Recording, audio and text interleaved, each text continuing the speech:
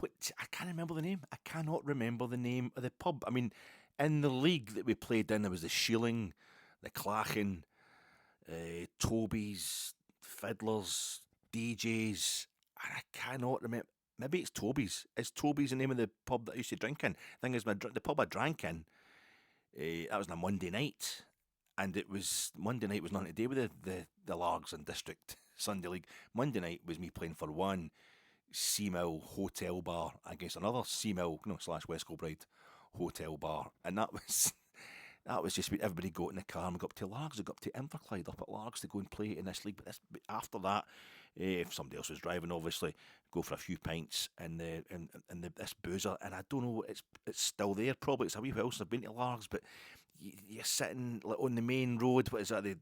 The Greenock Road, the Gheorghe Road, whatever you call it, the main road through Largs. It basically goes along the shore front. If you're sitting at one of the windows, see what's surrounded. It's all windows, isn't it? Because it's a seaside town bar and everybody wants to see the view. If you look straight out across the main roads, it's just a car park, so it's nice and flat.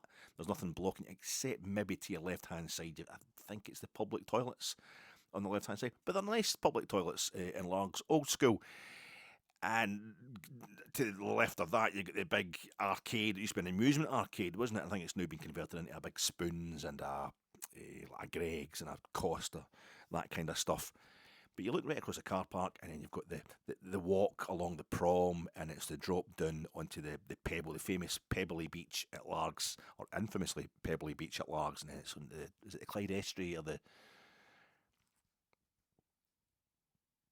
Firth of Clyde at that point in time? Anyway, both probably. I think it's still the Firth of Clyde, but you look out over to Seamill and Little Cumry, Big Cumry, all that kind of stuff. Lovely, just lovely, absolutely brilliant view. And if you're lucky, you'll see the ferry coming in, just going over to the left towards the wee ferry port there in Largs. It's really lovely. You're sitting there. I think is that Toby's? It might be Toby's. But that was different. But in the Sunday, we'd play 11-a-sides, the Largs and District Sunday League.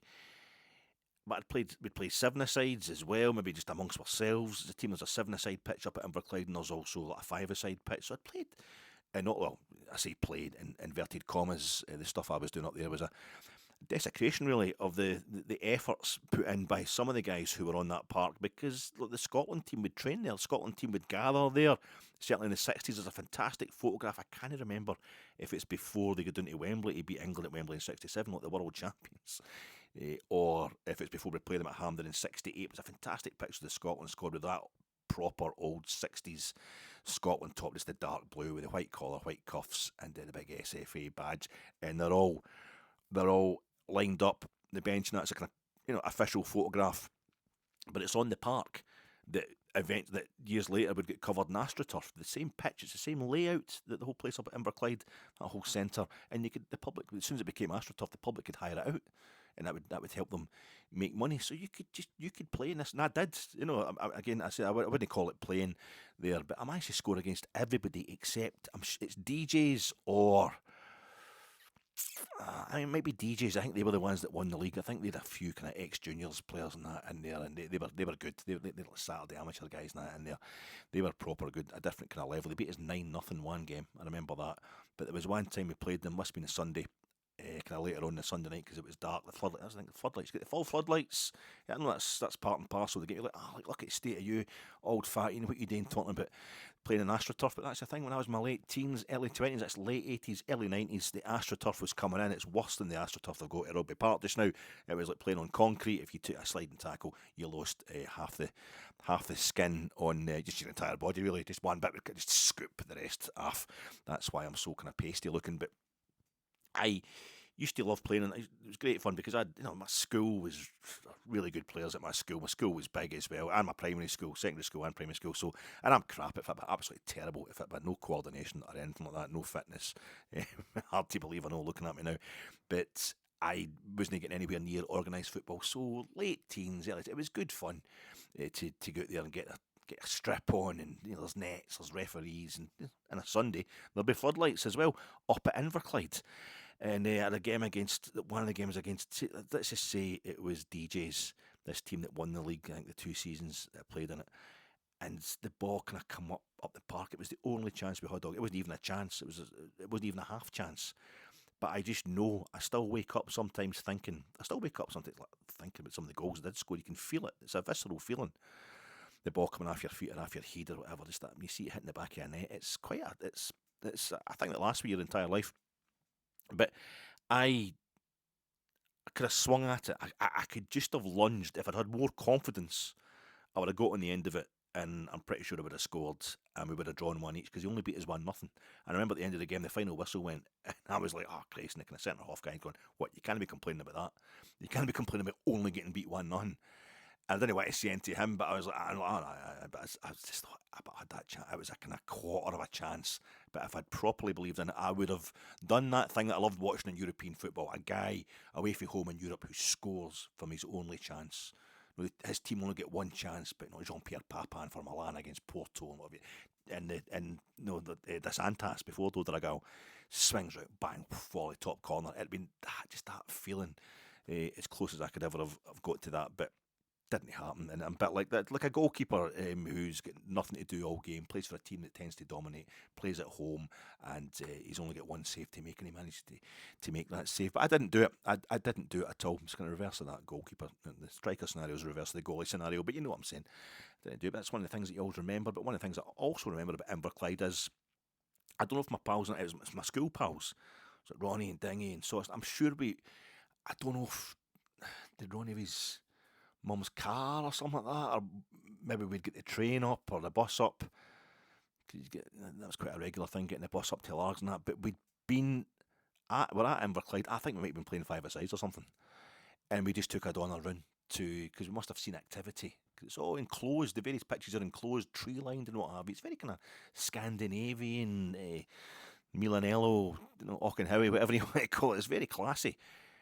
But I remember, just the fact that I'd played in that park, I would end up playing in that pitch, which like John Gregg and Billy McNeil and all that had, played on when they're warming up for Scotland.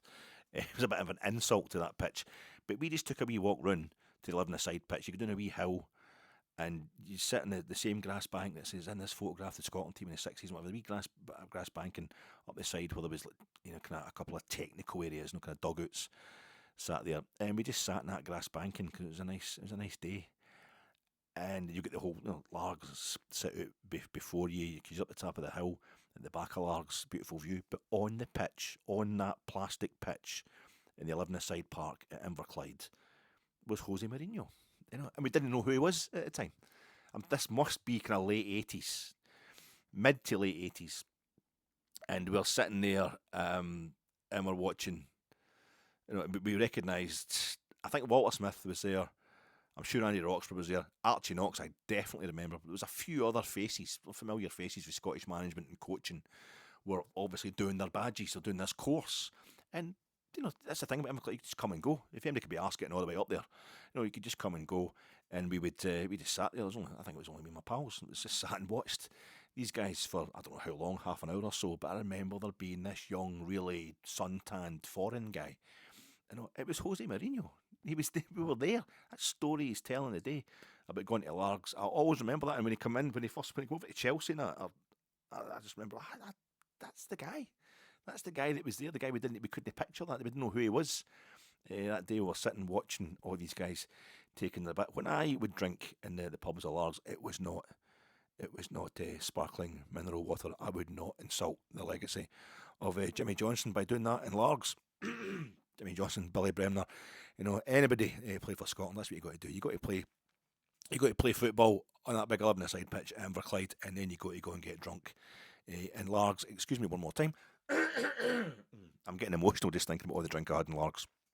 But that was a nice story today. How you doing, folks? This is your Fatek. Rangers are going to Kadikoy. Hello, we are going to Kadikoy at the Asiatic side of the Bosphorus and the Asiatic banks of the Bosphorus and the Asiatic banks of the Bosphorus to play our 11th European game of the season. And if we don't do very well in it, that will mean our season now consists of just 11 games in total. That would be including the one we're playing tomorrow night, because there's 9 more league games, and we've got the preview pod coming to you in association with Gersnet. Check out Gersnet, flagship show on Sunday night there. It's still up in the Gersnet YouTube channel. It was Rob hosting Alan, and those guys did a very good job, a very unpleasant job of having to break down, deconstruct, analyse Rangers' third straight home loss domestically. Our only 3 home losses domestically this season all come one after the other. At least Saturdays there wasn't to a team in black and white, just to change things up. Our 3 straight games in which we've gone down 2-0 domestically as well. We went 2-0 down to St Mirren and 2-0 to St Mirren at Stade. We went 2-0 down to Kilmarnock at Rugby Park and we won that game 4-2. We went 2-0 down to Motherwell after half an hour at Ibrox on Saturday. We pulled one back in the second half, but that was it. So check that out. Check out the Gersnet review of that with Rob and Alan. And I'm sponsored also by Dürüm's. Dürüm's, the kebabs that are like a flatbread, a wrap. You get the pita bread, whatever, you just flatten it right out and then you put it all in that kind of wrap type thing. You get more in there and you get the bit of tin foil round about it. I discovered them in Kreuzberg. That's a lot of Turks in Kreuzberg. The Arbeiters in Berlin. Didn't get my passport because of COVID in time for Seville 2022. I didn't get to see Rangers in the second European final, or the third European final they've been in my lifetime. But of course, I was 2-year-old when we played in Barcelona in 1972. 3-year-old. I was coming up 3 years old, but I was still too young, wasn't I? Couldn't get my passport then to go over. But I could have got my passport because everybody during COVID had staycationed, hadn't managed to get themselves a passport. I didn't get one, and so I couldn't get it in time for. I tried getting the thing. There was an emergency line for if you think it's a really. It's an emergency that you need your passport application fast tracked, and I went along to the passport office to try that, and I just saw so many people lined up outside who clearly just needed a holiday. I'm thinking. And a lot of people were obviously needing to get out of Britain or something. And I'm like, I can't pretend it for a football match. I need to be proud. But I ended up phoning them up and get through this helpline and just making a wee over-the-phone application. And they get back to me like a day later saying, no, I don't think so, mate. I don't think so. You've already seen Rangers in the European final. You don't have to get to another one. But, of course, about a month after, it felt like the next day, the day after the final in Seville against Eintracht Frankfurt, my passport arrived through the post and decided, where are we going? We just need to get out of here. Nobody's been able to move anywhere because of COVID. We need to go out. You need to go holiday. You need to go abroad. Where are we going to go? It's Berlin, a banker, one that we've been to before. We don't have time to do it. I don't usually like going to the same place twice, but this was the third time we'd been to Berlin because you just know it's going to be great. You know it's going to be great, except for the Rats. That's the thing. I always think love to move to Berlin, love to live in Berlin. You could live in Berlin, like Bowie, and move to Berlin. And I think, the rats, the mice. Anytime you're out, you're always outside eating something, outside drinking, and the sun starts to go down a wee bit. It gets a wee bit dusky, and then you just see the scurrying in your peripheral vision, and you go, that's a bit. And the scurrying gets, it's bigger things that are scurrying. You think that's somebody's cat. Oh, that's not a cat.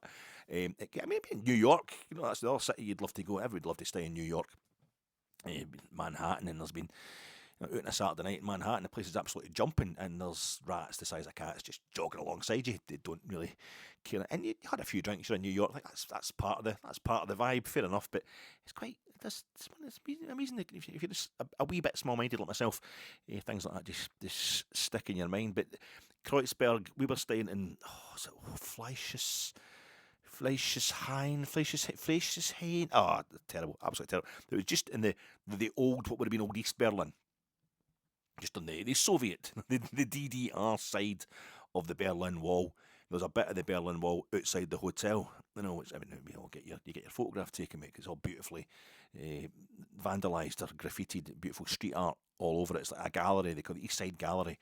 So our hotel faced onto that, and it faced onto the Spray, and over the other side of that is it still is West Berlin, but it used to be that was divided. You couldn't get over that side of the river if you stayed in East Berlin. So every day make a point of walking over or getting the U-Bahn over the Oberbaum Bridge, a famous Oberbaum Bridge in Berlin. It's got the red brick, it's like castellated style. It's a kind of old, it's after various kind of oldie turrets and towers they get in kind of rural parts of Germany, I think.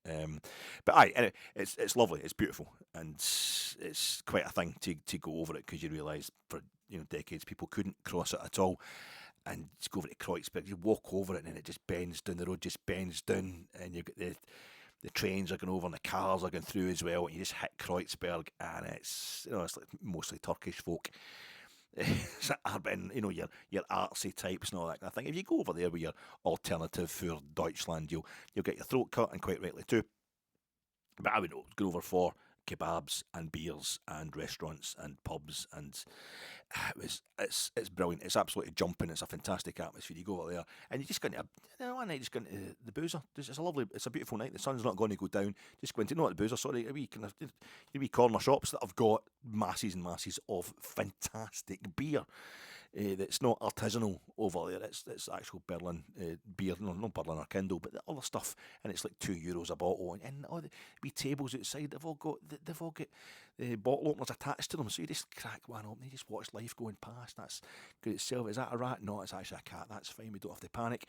And did various bars and what have you. And at the end of the night, it's like, right, I'm getting a kebab. I'm going to this place here, going to get a kebab. And it was the first time I'd ever saw the Dürüm. Is it Dürüm? Dürüm, they probably pronounce it. Turkish. And the person in front of me, I was just going to get my doner kebab. Doner kebab, bitte, German's pathetic. I have no, zero German. Meine Deutsch ist kaputt. It really is.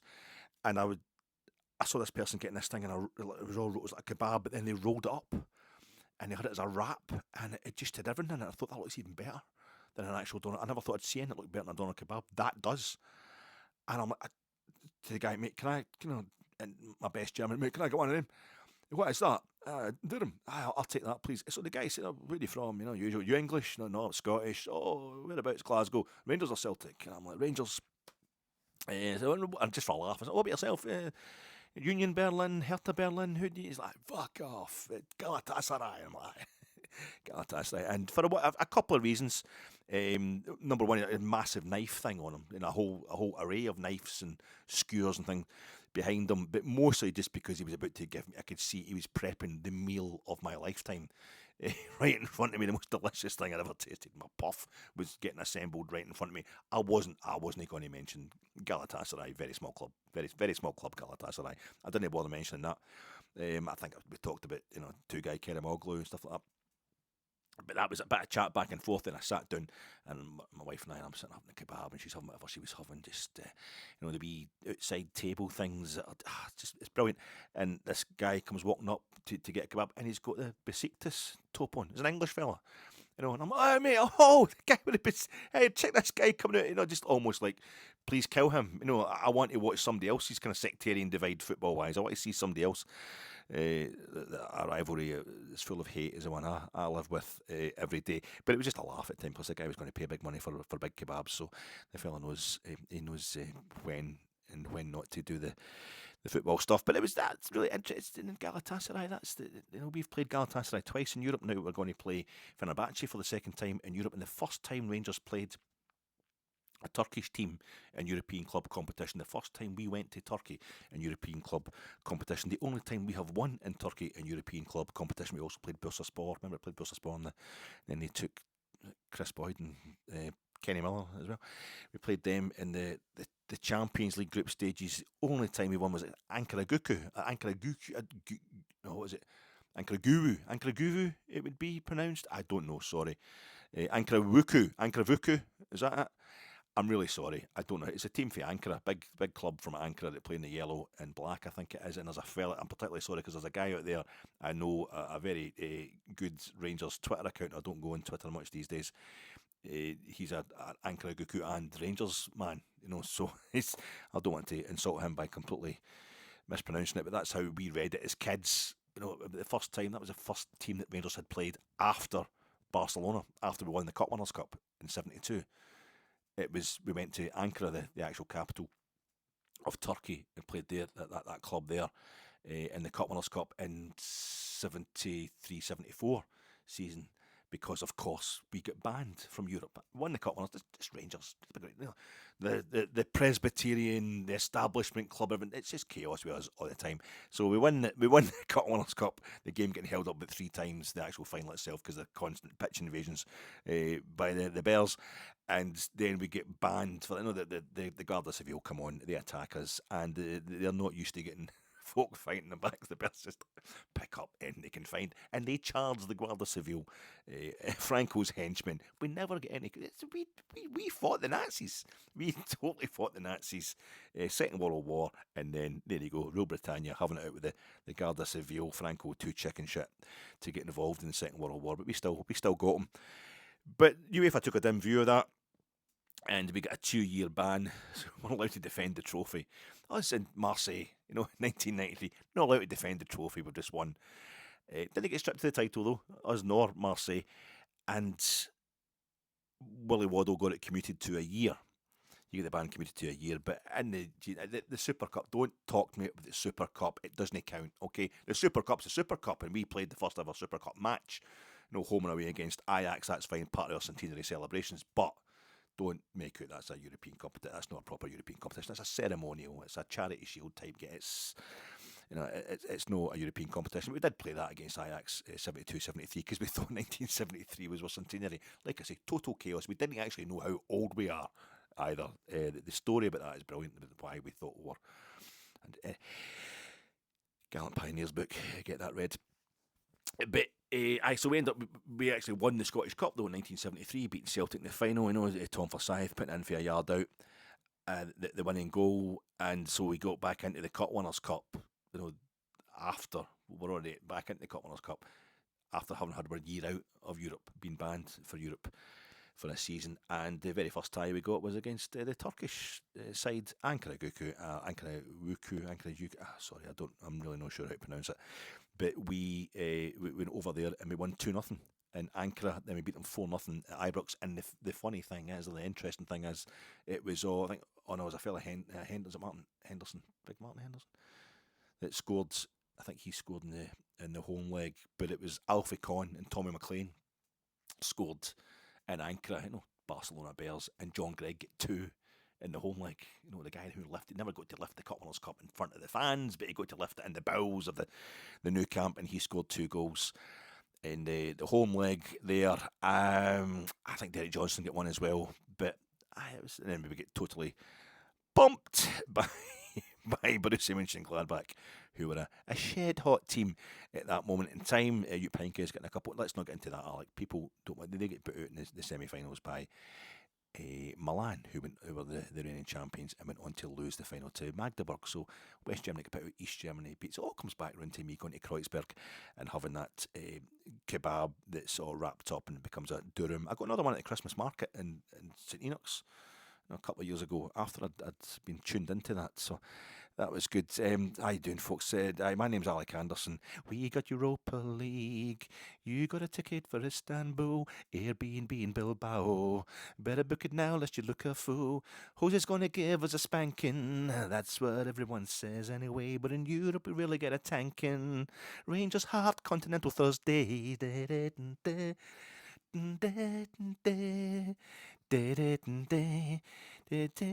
Remember we are slumping in the league, both cups, domestic fatigue. Aye, ready just to be someone.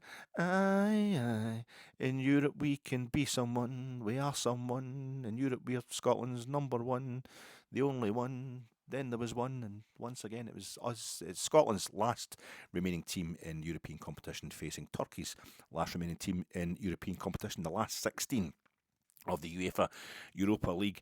And the Sukru Sirikoglu, again, just absolutely no way I'm pronouncing that anything close to the way it's supposed to be pronounced. And that's a disgrace, since it's quite a famous stadium. Ianis Hagi's been in the Europa League. The UEFA Cup. It's still the UEFA Cup trophy. I've done this before, and I'm going to do it again. I'm going to keep doing it because it's Europe. This pod's going to go on too long. I'm not even going to include Barry Ferguson's press conference because his Rangers in Europe, and I can't. If I can't get up for this, I can't get up. Ianis Hagi was born the day his manager did the pivot. I know I've spoken about this before. He was born the day his current manager of his current team that's playing in the Europa League, that's playing for the UEFA Cup trophy, that his dad, Gheorghe Hagi, will get besieged. You've got Ridvan Yilmaz and Ianis Hagi. Ianis Hagi born in Istanbul. You're back in the European squad, Ianis. Oh, that's great. Where have we got? Oh, for First game of fucking playing, I'm going back to the bastard. A god, a Galatasaray god, Gheorghe Hagi. To him, a son was born, and it was Ianis Hagi. And Ianis Hagi was born on the 22nd of October 1998, the day Barry did the pivot. He did the night he did the pivot. I think it was I think it was another 5:45 kick-off. It was kind of early evening, wasn't it? And we beat Leverkusen 2-1 in Leverkusen, and the Barry did the pivot thing, and to turn around the whole midfield and defence of Bayer Leverkusen, who won the UEFA Cup, this trophy, in 1988, who lost the final Europa League. That's the same competition, it's the same trophy, last season in Dublin. We've got great relations with Dublin. We're all about the Dublin Rangers, and Ianis Hagi was born to Gheorghe Hagi, a proud Romanian, Vlad Tepes, Vlad the Impaler, Dracul, fighting the Turks, the Ottoman Turks, the last bastion of Christianity against the Ottoman Turks, impaling them all. That's how it becomes, because they betrayed Elisabetta. You've seen the Francis Ford Coppola, but he's the fighting the Ottoman Turks. The Constantinople fell to the Turks 1453. Just a couple of years after Glasgow University was formed, 1451, just after 10-3, everything seemed to happen, and that was at Constantinople. It falls to the Ottoman Turks in 1453, but Gheorghe Hagi, coming for the lands that fought them, he goes back and he makes himself a god there.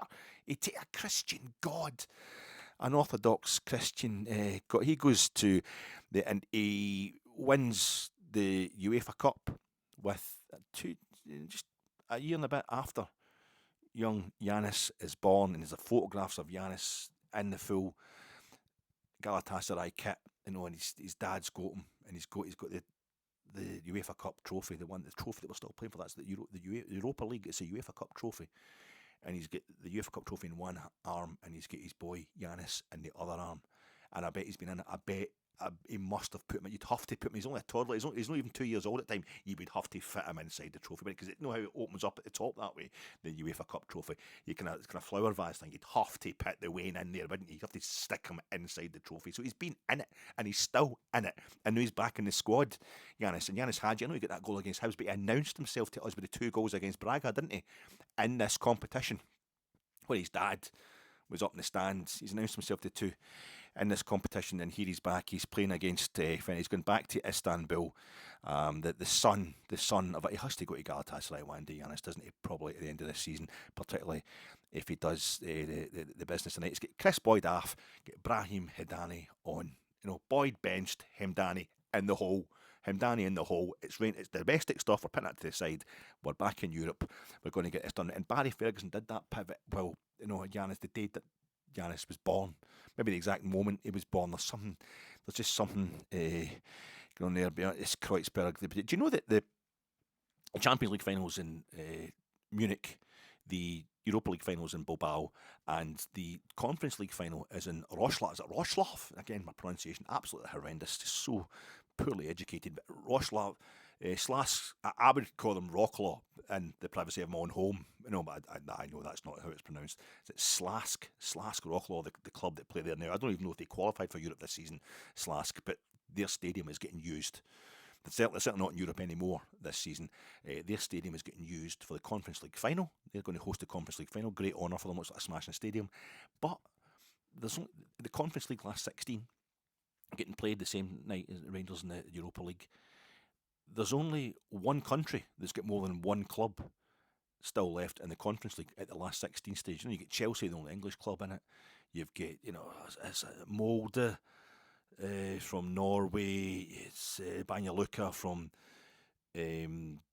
Bosnia, or the Srpska, but the Bosnia, the kind of Serbian, but they're Serbian, the Bosnian Serb side. But anyway, there's a Swedish team, and there's one Austrian team, and I think one Greek team. But there's only one country that's got 2 different clubs in the Conference League, and that's Poland. The final's in Poland. Jagiellonia, Bialystok, is it Jagiellonia?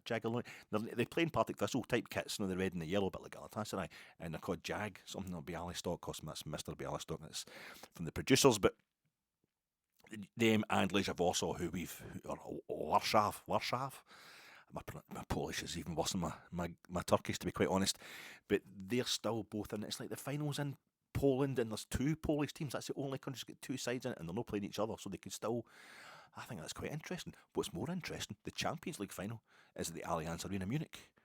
Allianz Arena Munich, Bayern Munich's home ground. Bayern Munich are still in the competition. They could play again, as they did in 2012 when they lost to Chelsea, who are in the Conference League, Chelsea, and could become the first club to win 4 distinctly different European club competitions. Fiorentina haven't reached the final of all 4 of them, but they could, they could get to they could win the whole lot. But the whole thing is, Bayern Munich are in the Allianz Arena. That's their home stadium, and that's where the final of the Champions League is going to be this season. They're still in the Champions League. They're playing at this very moment in time. Maybe Bayer Leverkusen. Bayern are playing Bayer. The 2 top teams in Deutschland over the only 2 teams to have won the league in the last 14 years.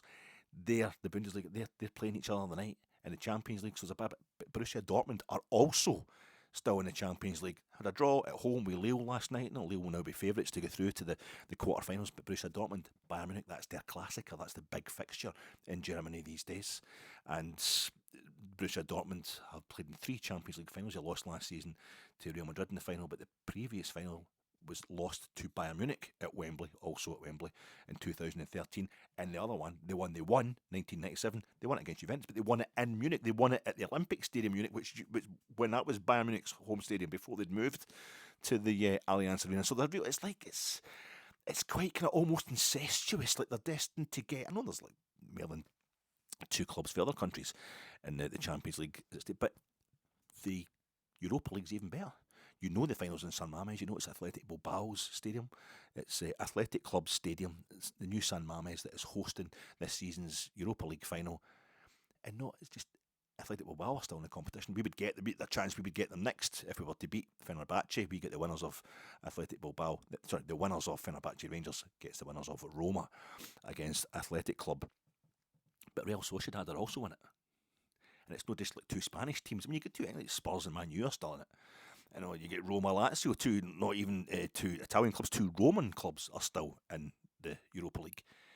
But Real Sociedad and Athletic Bilbao, 2 Basque clubs, the actual region that's never won a European trophy, had some finalists, never actually won a European trophy, and effectively the 2 biggest Basque clubs, they won the European Championships for Spain last summer, effectively.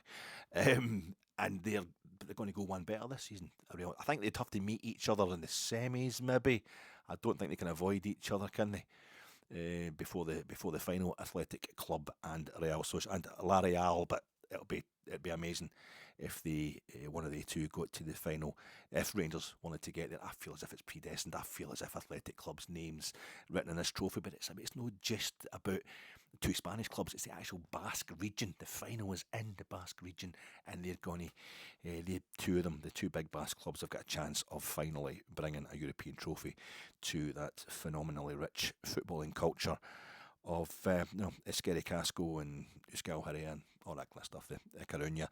That's the kind of stuff. Did you see the thing last night, TNT? It's a European pod, we're just going to talk about European stuff. Did you see the thing last night in TNT, the highlights programme, the first highlights programme, the Champions League, and the lassie says Arsenal winning 7-1 there at Eindhoven, the only team ever to score 7 goals away from home in the Champions League, and I thought, we all know that's wrong.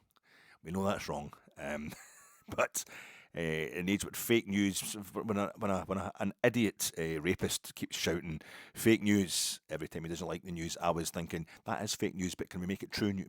Let's pretend that's true news. I would like it to be that Arsenal are the only club ever to score 7 goals away from it. She'd obviously missed out the phrase in the knockout stages. She'd missed it in the knockout stages, but I would like to think that I couldn't even say denial. It's not just a river in Egypt, because it was an Egyptian that scored a hat-trick against us that night we played Liverpool in Champions. When you're actually there, you've been at the game, you can't deny. But folk are trying to deny what they see with their own eyes these days. I thought I could get on board with that to try and it was a nice moment.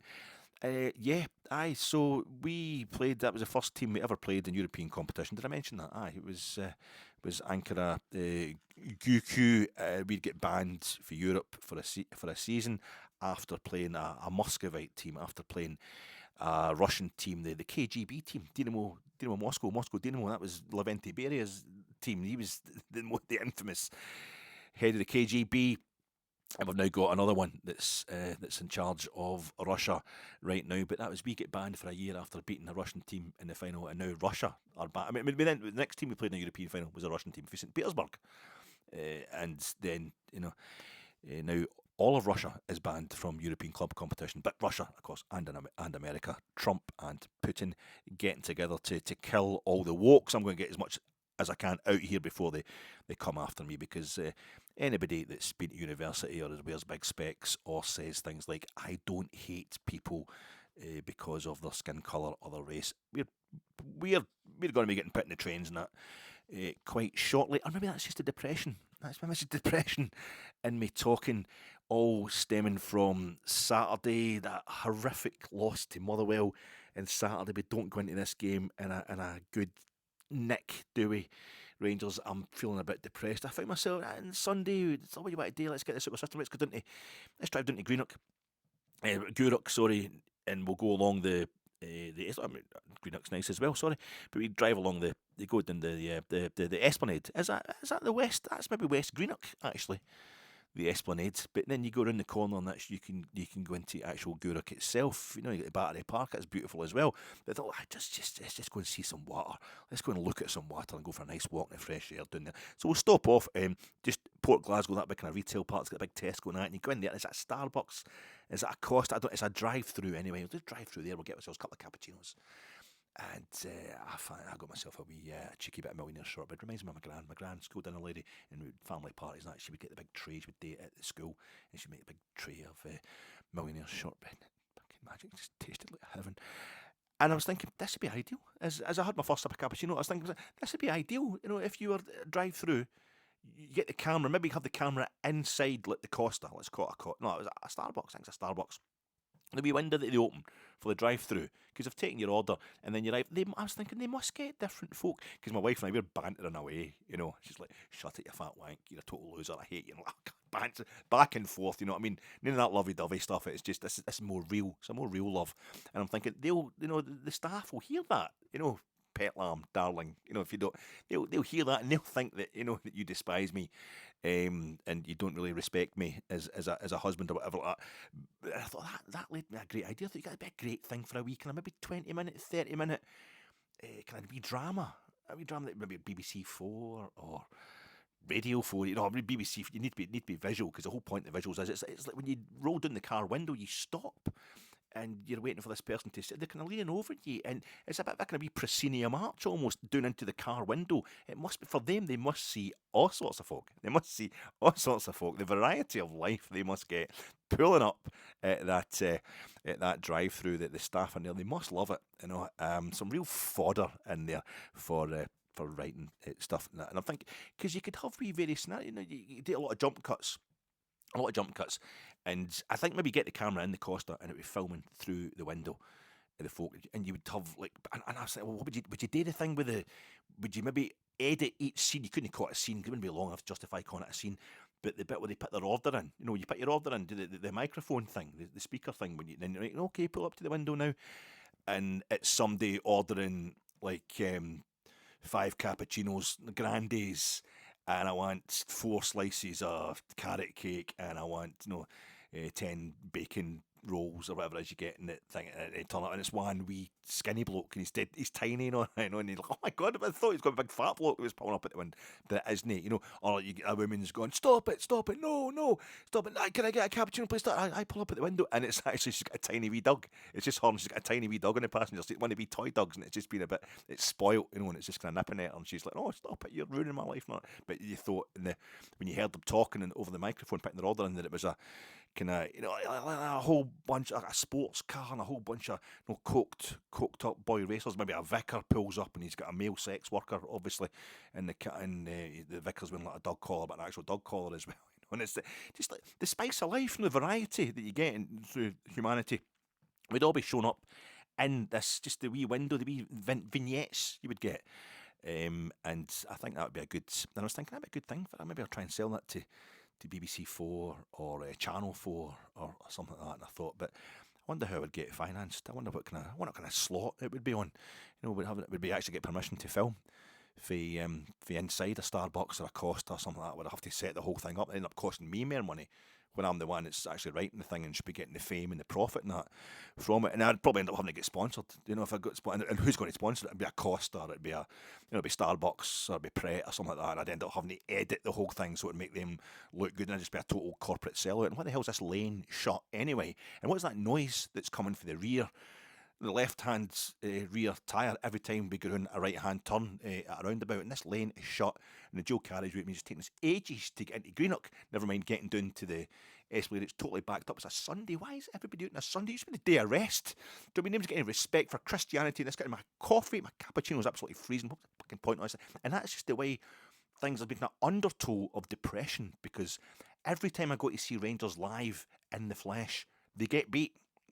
They get beat off Queen's Park in the Scottish Cup for the worst defeat in like 150 years. St Mirren, they beat us in Paisley on Boxing Day, and then they beat us at Ibrox. The manager get sacked, and we didn't. I mean, they totally outclassed us. They just outmuscled us and everything.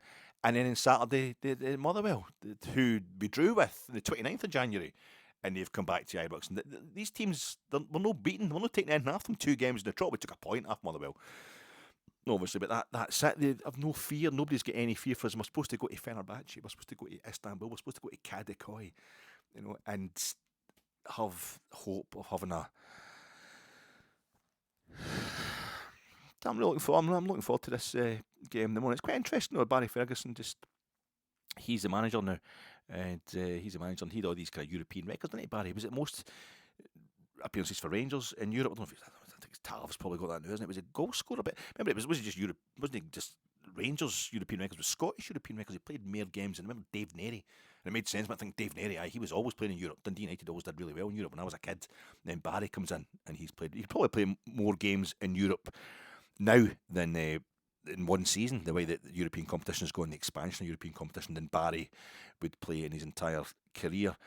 But yeah, it's Barry plays in the final of the penultimate UEFA Cup. He was the captain of Rangers in the final of this competition when it was still called the UEFA Cup, and the following season, the last ever edition of this competition that was known as the UEFA Cup was played, and it was played in the Sucrus Sarıkoglu in Fenerbahçe Stadium. It's named after, I think, the 5th Prime Minister of Turkey.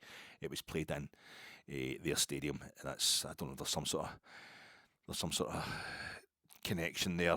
I've had to write stuff down, folks, because I'm so kind of depressed generally about Rangers these days. The takeover, that's the thing. The takeover. We've got to hang on to the takeover. But that's kind of depressing me as well, because it's starting to feel like a bit like 86, 87, when eventually I just ended up not walking away from Rangers, but it's like my job here is done. I grew up supporting Rangers in the early mid-80s, or late 70s, early mid-80s.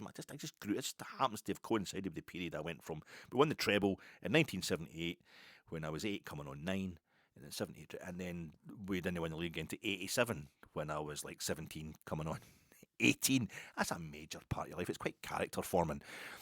And then a whole lot of people that weren't interested in the club turned up and started, we suddenly were selling out Ibrox quite regularly, and I'm thinking, bit resentful. It's very small-minded of me. It is. I'm not trying to say I'm impressive or anything like that. It's very small-minded of me, but it's been a suspicion that's been with me ever since then. Anytime there's this kind of Jose Mourinho in his press conference today was talking about or somebody. No, it was a fella that Derek Clark of the Rangers Review, had on the Turkish journalist who was talking about Fenerbahce, and he was saying there's been protests at Fenerbahce this season against the players. The fans have been chanting against the players, and they've been protesting against the president and the management and all that. I'm thinking, my God, that crazy Turkish football, isn't it? It's just, we kind of relate to it. It's a different culture altogether. Imagine hating your own club the way so many people who seem to follow Rangers actually hate their own club. But the takeover is make me think. It's made me feel kind of my days are numbered. I'll hang about for a couple of seasons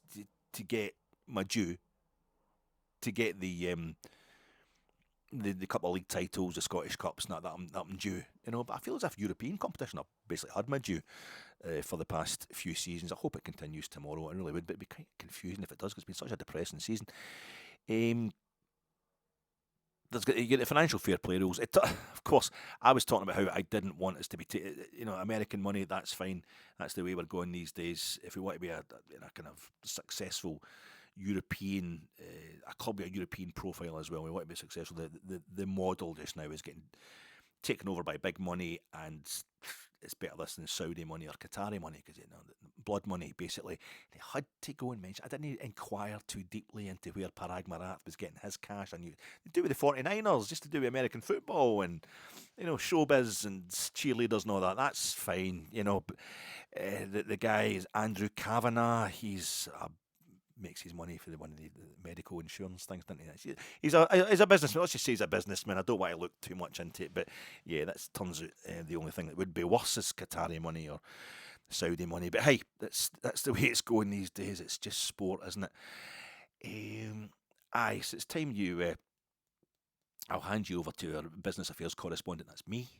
The Fat Egg business affairs correspondent. Now, this is complex, but according to today's Financial Times, they're definitely still trying to buy us. That's definitely still trying to buy us, the guys. There's a due diligence going on just now, apparently. I know we all think that the company who's doing this internal review, the external company helping us with this internal review of all the workings of everything at Auchenhowie, they are the same company as Sportology that did they basically work with the 49ers and Parag Marat, the 49ers and 49ers Enterprises, but this is a different kind of setup he's got going with this fella Kavanagh. So we think that that's part of the due diligence thing being in there. I might know that the fact that this guy Kavanagh is that kind of American businessman, let's hope he doesn't get shot like one of the other top medical guys over there, the top kind of Medicaid, that's the thing they're trying to get rid of, because that's communism. Helping folk with their health is communism, even though making everybody better would have more folk to work. But never mind, it's just no. We know the price of everything and the value of nothing. That's the attitude these days. But I feel I don't like it, but I'll have to go along with it. Ich nichten lichten. Is that what he said? Did you talk? I did. Finance Minister Reinhardt. Did you talk to Finance Minister? I do, because he only speaks German. He does not speak English. So what did he say to you? I don't like it, but I'll have to go along with it in German, Alec. Ich nichten lichten. So it's a wee reference there. If you get it, you get it. If you don't, you don't. I've been listening to the Rangers review, which of course is it's the Herald in the Evening Times. So they're saying that they don't think it's going to fall through. I think it seems to be going quite well just now. If it was to fall through now, this takeover thing, it would be pretty much par for the course with everything since 2011, 2012ish. Really, like losing the Scottish Cup final to Hibs the way we did. We're winning the game with, was it 10 minutes to go, 5 minutes to go, something like that, and they scored the 2 goals before the final whistle. Beating Alloa. Remember beating Alloa? Beating Alloa in the charity shield, the challenge. I know it's something beginning with a cha. The Charlie Charles Challenge Cup in Recreation Park, Alloa 2-0 up with 20 minutes to go, and we could beat 3-2. They put us out of that St Mirren in the 2020-2021 League Cup. Remember, we equalised in injury time, and then went up the park and scored again in that one. And St Johnstone, the same season, 55 season, St Johnstone coming to Ibrox in the Scottish Cup, and we scored in the last minute extra time, and they equalised in injury time and extra time, and then they beat us on penalties. It's just the kind of way things, maybe even losing a European final on penalties, well, that's pretty much an honour to have got to that point in time to take it so close. But just that kind of horrible Steven Gerrard's first game at Fir Park, they score in the first minute and they equalise in the last kick of the ball. A lot of that has been happening since 2011, 2000. It's been a really, really hard road, and it would be if this takeover was to fall through, then yeah, that would pretty much feel like all of that bundled up and then completely expanded and then thrown back on top of us like a big cowpat. So hopefully this all goes through. And it's just by the end of a story where I think even the Rangers Review was saying something about this board on the working just now, we need to get them out. But this board has got us to the point where we are ready to be taken over, where this kind of takeover can happen. And which is obviously what they've been trying to do since day one, because they realise they don't have the level of money. And people are getting criticised for not having enough money, which is fucking nice, basically, and speaks to the way, as I say, the world is going these days. It's gonna, I don't know, victim blaming almost. I mean, I'm talking businessmen, you're multi-millionaire businessmen. It's hard to describe them as victims, and they'll be getting their cut. They'll be making sure they get a profit. And that. Yeah, but they'll get absolutely zero credit for it. They're actually getting hounded out of the place. Right, on you go. And I feel as if this culture of total ingratitude all the time for everybody who isn't winning is everything always is just honking and is only going to lead to more problems. The big thing for me is we need to get the stadium expanded. We need to get the capacity of the stadium up. You've got your FFP, financial fair play. Let's not be the Billy Boys. PSR, a lot of the English have got it, the profit sustainability rules, but we need to be kind of self-sustaining. There's only so much you can spend, of any fortune that you're given. It needs to be coming from, your own support, basically, side support. So for me, first target should be 64,000. Knock down the three other sides. The main stand that's on the outsides is listed. The facade's listed. It's a beautiful building anyway, the main stand. It's a triple-decker stand, really, when you think about it. So it's fine. And let's get the other three sides, the three newest sides of Ibrox. You're going to have to knock them all down, rebuild them all, get the thing up to 64,000 should be the first stop, I think. 64. It's got the treble-winning team, 63-64 season, Jim Baxter. That should be a nice capacity. Takes us beyond Celtic as well. We need to get up to their capacity. Parkhead's just over 60,000. Ideally, I think 72,000 would be a fantastic capacity. It's just a dream of mine. Get it back up, 72,000, and maybe there'll be a wee kind of compromise when it comes to the price of season tickets, and occasionally have the top tier shut or have safe standing, have the whole bottom tier of the three stands, and make them safe standing. That increase the capacity. So it's basically, if you imagine, for example, I know an absolute nightmare. Folk have been in their season ticket seats in the Govan front, Copeland front, Brimlin front, whatever. We'd have to get moved and all that. But if you imagine that was all the seats were taken out there just now, and it was just terracing right the way around the three sides, it would be jumping, wouldn't it? It would shove the capacity right up. But we can't do that kind of terracing these days. It's got to be. And I think it'd be an insult. The whole thing with Ibrox is it was rebuilt when it was in the way it was because of people losing their life, lack of safety. So we should keep it all seated and just get that capacity up to 72,000 so we can start to pay. And that's the thing I'm most excited about when it comes to this. Obviously, there'll be a lot of new players. Need to get a new manager in, and I'm looking forward to that. We've been here before. Of course, this is where so many of our fans did come in. The big takeover under Lawrence Marlborough bringing in David Holmes, and David Holmes brings in Graham Souness back between 85 and 86.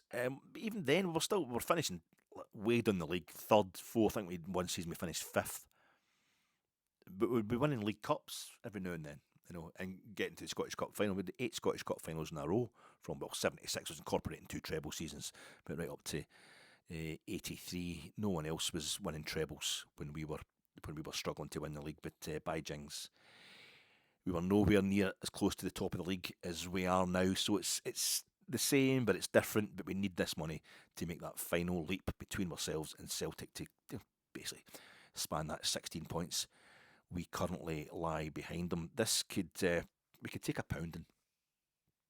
We could take an absolute pounding in Istanbul tonight or tomorrow night, depending on when you're watching this sad pod of mine. The season's over in terms of kind of live competitions if we lose this tie heavily tomorrow. We still get 2 Old Firm games to go to kind of make a mark and a dent in the season for Barry to lay down a wee bit, to make a bit of a mark in his short management career at Rangers. But I think they're so much harder when the season's over, these games against Celtic. I know we had a 3-0 win against them under Michael Beale at the end of a season that we were never going to win the league. But I think Michael Beale was coming back next season. He was the manager, but we'd kind of carried ourselves on that we had a plan and we're heading in the right direction. I think when you know the manager is temporary, it's even harder. You get the situation. It was Graham Murty. Did he have the job? I think he had the job full time at that point. He's supposed to be the permanent manager. Nobody believed it when we lost 5-0 at Parkhead that time. They won the league at Parkhead 2018 before. And you end up having to bring in, a temporary manager to the temporary manager and stuff like that. It's the situation with Jimmy Nicholl conceding 5 goals at Easter Road as Rangers manager. It's very, very difficult when it's a temporary manager, and I think when the players don't have anything solid to focus on. I know it should be playing for the jersey, playing for pride, but even subconsciously, just knowing there's something there that you need to keep yourself in the team for. A European trophy would be the way to do that, to continue this game, this competition, this Europa League campaign of ours. It's a really weird thing with Philippe Clement leaving his message this was it Instagram or Twitter or whatever, the usual thing that managers do once they've departed a club. I read it at the time, it was very nice, didn't bother taking a note of anything. There's no regrets, no tears, goodbye, I don't want you back, we'd only cry again, say goodbye again. I'm not really interested in having Philippe Clement back at the club. It's over. It was over with that game against St Mirren. But I stuck up for him right up until the moment before that game against St Mirren. I thought I could see a way that it could be turned around. But the one thing I will say is he never lost away in Europe. Well, not properly away, not outside the UK. He never lost outside the UK in a European match. And 2 seasons the trot, he got us to the last 16. He got straight into the last 16. He bypassed the knockout round in between this and the last 16, between the group stage and the last 16.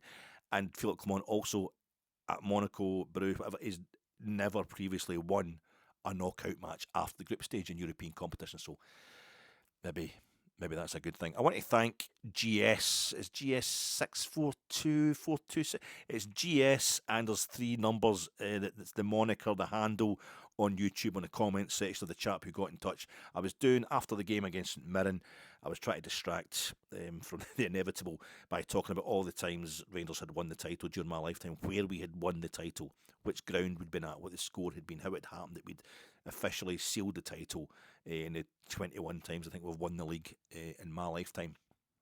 And one I couldn't get at all was 1992, 91, 92 season. 1990, 91 was the, massively memorable last day decider against Aberdeen. Aberdeen only needed a draw at Ibrox to win the league, and we had to win, and we had players dropping like flies, and Walter had only been in the job for a few weeks, and it was quite epic, that one. But the following season, I could not remember at all. So GS got in touch, and he said it was beating St Mirren 4-0 at Ibrox. 91, 92, still didn't ring any bells. I wasn't going to the football at that point. I was saving up. I was going to uni. I knew I was going to go to. I was at night school getting hires and stuff like that. And I knew I was going to go back to full-time education. So I was saving up. I was paying off all the debts basically of my years of boozing and clubbing up at Largs. And I would get that paid off before I went back to full-time education. And so I stopped going. That was my biggest expense, was going to see Rangers. And but I still would remember. I still knew I wasn't at the game in '91, for example. We won the league against Aberdeen, because I was listening to it in the radio live in the days, and you watch the highlights in the telly again and again and again. You take it all in. But the 91-92 game against St Mirren, it wasn't until I watched it. I eventually tracked it down. I think Monday or Tuesday this week, and I watched it on YouTube, and I immediately recognised wee moments, and I recognised Ali McCoist running through on goals. The first kick was 1-0 at half time to Rangers against St Mirren, and it was a long kick out for Andy Gorham, and Super Ali kind of beats the bounce, and he foot race with the centre half, and the goalie comes up to him as well, and he kind of has this shot. He looks like he's trying to almost scoop it up over the goalie, but it scuffs it under the goalie. It goes great through. The goalie's jumping, but the ball goes under him. It's quite good, and it just rolls straight into the net. I remember that, quite a distinctive goal. I remember Peter Hoystra's kind of wacky, goofy celebration, hey, to Ian Durant, who's totally not amused, after he scored his goal right at the end to make it 4-0. I think he came off the bench to do that. And but the most memorable bit for me is when Alexei Mikhailichenko pulls out the best save Andy Gorham had to make all day, because it's a wild pass back from Alexei Mikhailichenko. And I always remember reading the quote when Andy Gorham saying, if we hadn't just won the league, I'd have punched him. And I'm thinking, that's quite good. to be in that situation, that's what we want to get back to. That is what Rangers need to get back to. That kind of situation where you're winning so many league titles in such a short period of time that you can get mixed up. Looking back on them, you can get mixed up. And what day did we win? Who did we win the league against? Was that season? Oh no, that was the following season we won the league against that mob. Aye. And somebody even like kind of half geek like myself will completely lose track of when we won the league title. We're absolutely terrible this season. We want to subsume ourselves in trophies. Like the history books tell us, this Rangers should be winning leagues constantly. I remember us winning the treble in '78, and we're the next Scottish club to do it again in 1993. And just like a lot of Rangers fans, 20-odd years old, maybe in their 30s just now, one of the earliest things they'll remember is Rangers getting to the 2008 UEFA Cup final in Manchester. And we're the next club to get to a European final in 2022. It's got 14 years between that one. Just want to give ourselves something to think about. We want to have something just this season. You don't. In 1971-72, famously, our domestic form was atrocious. It was absolutely awful. We finished 16 points off Celtic that season, but we were third. It was 2 points for a win, and we're absolutely awful this season as well. We're at the Scottish, didn't get the Scottish Cup final that season. Didn't get the League Cup final either. In 71-72, and by the end of the season there was crowds of like 4,000 and 5,000 turning up for home games at Ibrox. It was desperate, and that's kind of what it feels like just now. The thing with this game, this tie, is I'm not feeling it, and I should be, and I shouldn't be surprised that I'm not. I fear us getting slaughtered when I look at the kind of roster of players that Fenerbahce have got, but then I don't feel we won't win. I don't feel we will get slaughtered because I'm so used to Rangers going away from home in Europe, and the only time we've lost away from home in Europe this season has been to Manchester United at Old Trafford, and it was a goal in injury time that separated us from, and we had like kids on the park that night. I mean, turns out, of course, like everything else with Rangers this season, it's going to be Man United are going to get relegated or something like that. That's them out the FA Cup as well. Calvin Bassey scoring against Man U at Old Trafford again. I think he's just got to score against them in the League Cup at Old Trafford. He's completed the set. Everybody thinking about Big Calvin just now, especially not just because it's a Europa League night for Rangers, but getting all sorts of crappy abuse at the weekend there. It's just I'm becoming such a depressed old man. That's the way the world's gone. That's just the way the world's gone these days. But absolute legend, Calvin Bassey. But I feel it feels like I'm not scared of losing because we've got such a good away record, and also Fenerbahce finished 24th in the group stage. This new Swiss system group stage that's come in this season of European competitions. They finished 24th. We finished 8th. You know, the other end of that 16 that if you went into, you had to play in the last round. You had to play in this kind of playoff round after the group stage that we didn't have to play in, and proved to be the end of Philippe Clement having 3 midweeks off. It's totally doable. It's Fenerbahce, Galatasaray, Besiktas, the 3 big Istanbul clubs, 3 massive clubs. Welcome to hell and all that. You're always scared of them. They seem, and they've got fantastic players, fantastic atmospheres. Fenerbahce are the only one. They were all in this competition. They were all in this group stage of the Europa League for a start. None in the Champions League. And we finished above all of them. Besiktas finished in the bottom 12, so they're out. Galatasaray finished above Fenerbahce, but right in the middle of the kind of middle 16, and they get stuffed. Was it 3-0? I think they lost to. I think they lost by 3 goals over the 2 legs anyway to AZ of the Netherlands, who are a team we would hope to beat if we played. It's their manager Jose Mourinho, and it's the names on their roster that get you a bit worried. And the way we've been playing domestically, but that's what it's been all season. I don't know if there's a switch now. It used to be we couldn't win away from home in Scotland this season, but we were almost perfect domestically at home in terms of results anyway. And now we've won our last 3 away domestic games by 2 goals each, and now we've lost 3 straight at Ibrox domestically. I don't know if there's that's just clicked it too much. I mean, I just think that the European thing's going to get switched off as well. That run of being really good away from home in Europe is going to get switched off. So I don't know. Fenerbahce are a club that have never been in a European final. They've never reached a European club final. They hosted one, but they've never been in a European final. We've been in 5. That has to count for something. It really does. We've been in two, this century, if you like. I don't know why I can't get up for this game at all. I'm neither. I think I'm hysteria and kind of excitement just out. I've had enough. I'm done. I'm kind of flat, completely flat after Saturday. There was boys like ramming with each other at the game and Saturday. I'm done with it. I'm actually completely. I hate. But I think that my nerves actually want us just to go out this round. I want us to get through, but I feel as if my nerves need us to get put out, maybe get beat 2-1 in Istanbul, and then lose 1-0 at Ibrox next Thursday, and that's it. It's respectable. We don't get hammered right now. That's my first priority. Don't get hammered. Don't make an arse yourself. We got a novice manager at this level anyway, taking us into this game against one of the greatest managers of all time, and you really do fear for Barry and you fear for the team. But if the accusation against this team is that they're getting various managers sacked, it's the players that are getting the managers sacked. It's your father.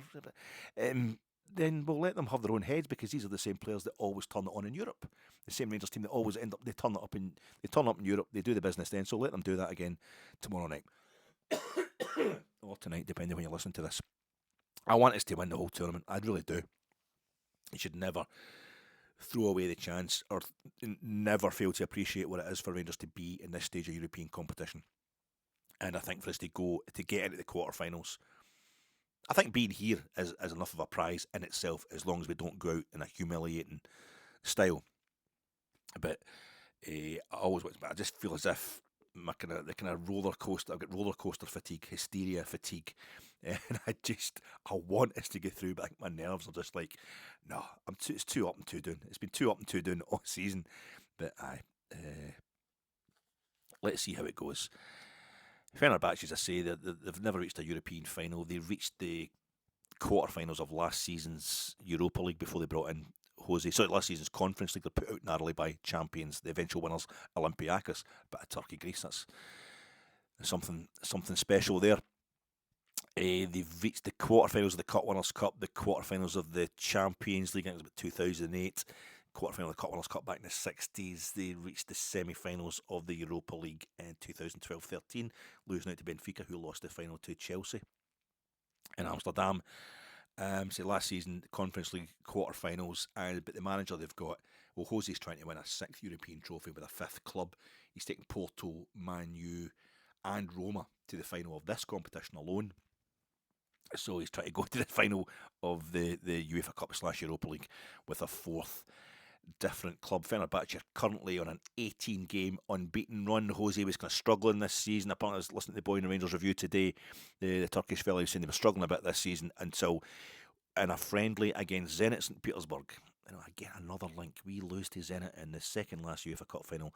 The last UEFA Cup final is in Fenerbahce Stadium the following season. But apparently Jose played Zenit St. Petersburg in a friendly this season. When we played Zenit St. Petersburg, I keep getting put off by the coincidences. We lost 4-1 to Zenit St. Petersburg at Ibrox in a midweek friendly as well. Remember, Fernando Rickson was playing for them, and he picked Chris Burke up in the air. I'm thinking there must have been a bit of bitterness there from their time together.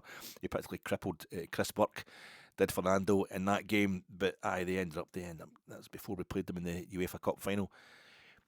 Before they come back over with Advocat for a wee bit of a friendly. But this friendly that Fenerbahce had against Zenit this season, he changed the formation. Jose, I think it was defensive formation. They play a kind of 3-4-1-2. They've got Dusan Tadic sitting in a kind of 10 role behind Edin Dzeko and El Nassiri, the Moroccan international who scored the quarter-final winner against Portugal in the 2022 World Cup. So it's terrifying the way they link up. The way you watch the highlights of their games in the Europa League this season, group stage, Dzeko and Nassiri, the way they link up, the goals they score. Dzeko, 39 years old, I think he is now, 38 at least, probably hitting 39. He's old, but my God, he can read the game. Absolutely terrifying combination, those two. I say they're 18 game unbeaten run. They've won 13, drawn 5. They're 4 points off the top of the Super League from Galatasaray, who they lost the league to last season. If they don't win the league this season, the president's going to get voted out, and Jose's probably going to follow him. They had that kind of horrible derby, the 0-0 draw by Galatasaray recently, which led to Mourinho saying something about the Fenerbahce bench behaving, the Galatasaray bench jumping up and down like monkeys, and that was taken as being racist. And Jose's got, I know we're supposed to love him because he beat Celtic in that Europa League final, the UEFA Cup final back in 2003, but he can get nasty. He nearly got the English referee killed after the Roma lost in penalties to Sevilla in the 2023 Europa League final, when I remember him gouging the eyes out of sticking his thumb in the eye socket of the Barcelona assistant manager. I mean, I've not got a lot of time for Barcelona either, but that's taking it a bit too far during a not very Classico back in the day, but what a manager is. He's won the Champions League with Inter and with Porto, one of the very few managers, 6 to have won the European Cup Champions League with two different clubs, but they're second in the Turkish Super League just now, Fenerbahce, and it's difficult for me to work out what they're going to be prioritising, or they're just trying to win both things. But Galatasaray are the only Turkish club to reach a European final, and they won it. Gheorghe Hagi, Ianis' dad, 2000, beating Arsenal in penalties in the Parkenstadion in Copenhagen, and that's it. Surely, Fenerbahce, they think they're the biggest club, they think they've got the biggest support. There's a wee row goes on about who's been champions most time, because the Super League was formed about 1959 and Galatasaray have won about 24 of them. Fenerbahce have only won 19, but there was a kind of unofficial Turkish titles played for before then, and Fenerbahce think they've won more. They've been champions of Turkey in whatever system was used more times than Galatasaray. Galatasaray would contest that. Fenerbahce's kit looks like a Ukraine flag with a marijuana plant in front of it. It's quite eye-catching. I don't know if it's that kit. There's something really beautiful about the Fenerbahce kit, the home kit, the blue and the yellow stripes, and it looks really nice this season, but there's something about the white shorts and the white socks. It's horrific atmosphere. It's like so intense, the football over there, but if somehow Fenerbahce just never really do it for me. The Canary Yellows, whatever they're calling themselves. Jose in fine form. His press conference today, apparently it's all over Sky. All the journalists all the hacks are wetting themselves. Oh, Jose is talking. Jose Mourinho's talking. Fantastic manager, and you can tell he's bored at his skull with proceedings today. Didn't look very psyched, but the one thing I noticed, if you watched Rangers Review, their kind of immediate report from the Fenerbahce press conference was the fact that it's got to be Jose doesn't speak Turkish, so the question to him comes in Turkish, and then it's translated into English, I think, for Jose, and he then answers, and then it gets translated back into Turkish for the press. So it really takes the wind out of Jose's famous one-liners and his non-sequiturs. What have you? It's kind of like by the time he gets, he's like, I'm not going to. I don't care what they think.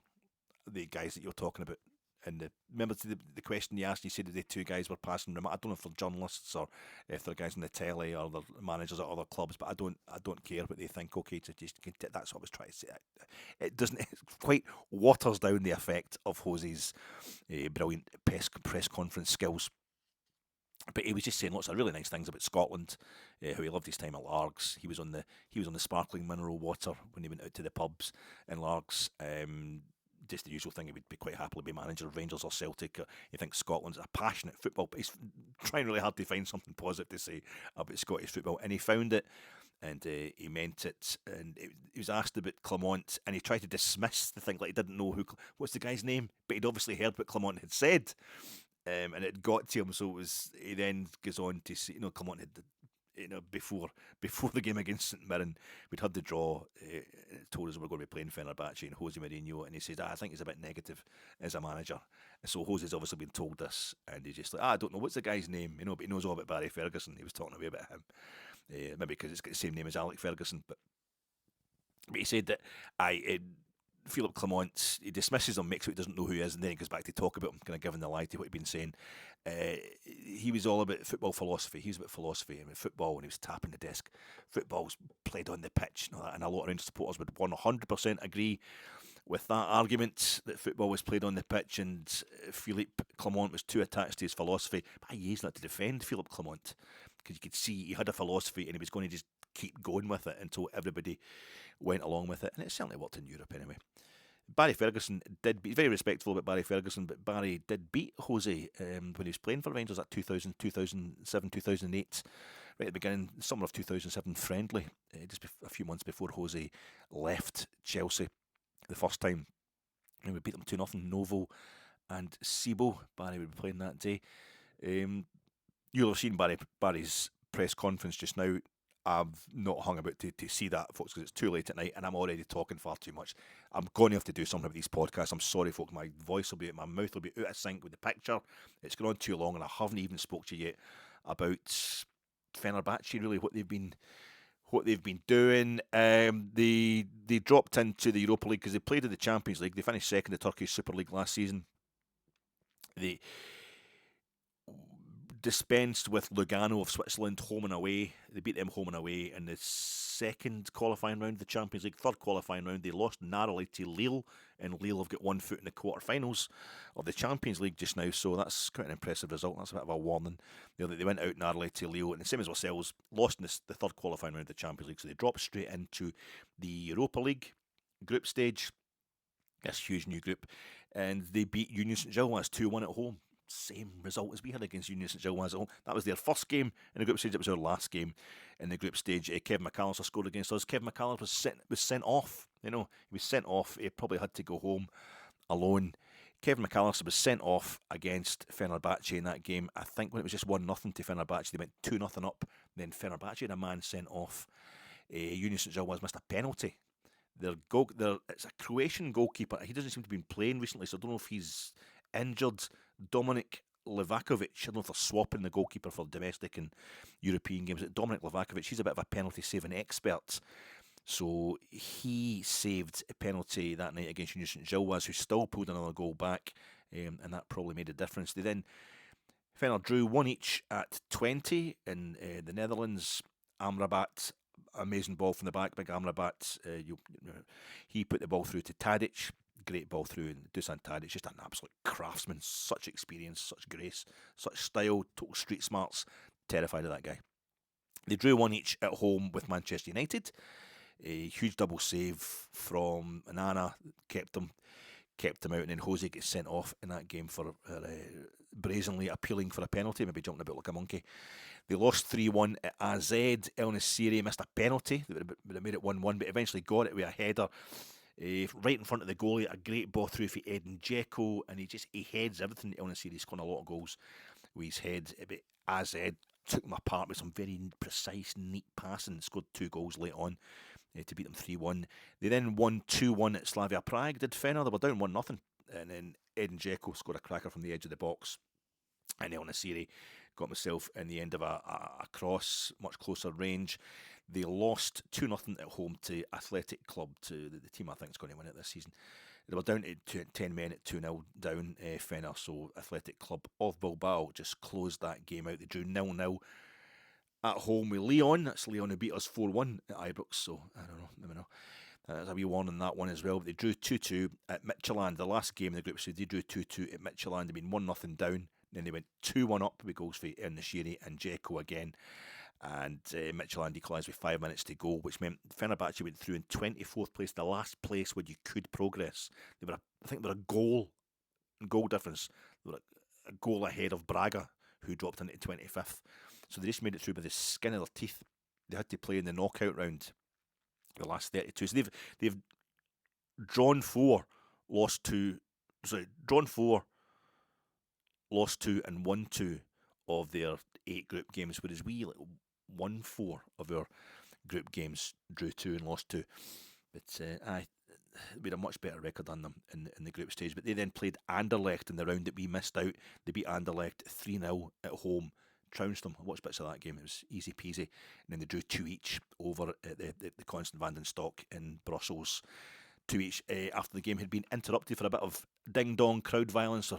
So there'll be Turks everywhere, I'd imagine, all over Europe, and some of them probably in the home sections in the Anderlecht, and they can be pretty nasty, the old Anderlecht fans. So it all went off there. Both teams had to get taken off the pitch. For Rangers tomorrow night, I've not seen Sid Barry's press conference, and if he says something startling, I'll come back and do a 5-minute catch-up video, but I don't think he will have. Apparently Balogun's going to be okay. Balogun, who came on for the second half on Saturday, and John Souttar's supposed to be coming back as well. He's talking about Dujon Sterling. I don't know if he comes back at the weekend there, so I'll get Sterling that maybe could go 3 at the back or something like that tomorrow night. I don't know what we should do really, but it's 3-4-1-2 that they play anyway. Fenerbahce with Tadic sitting behind Dzeko and El Nassiri. It's a pretty frightening team they've got. The only thing I say, they're missing Fred, or Fregi as the Brazilians would call him. He's suspended, but they've got quality right the way through. A lot of them are a bit older though, players, very senior players.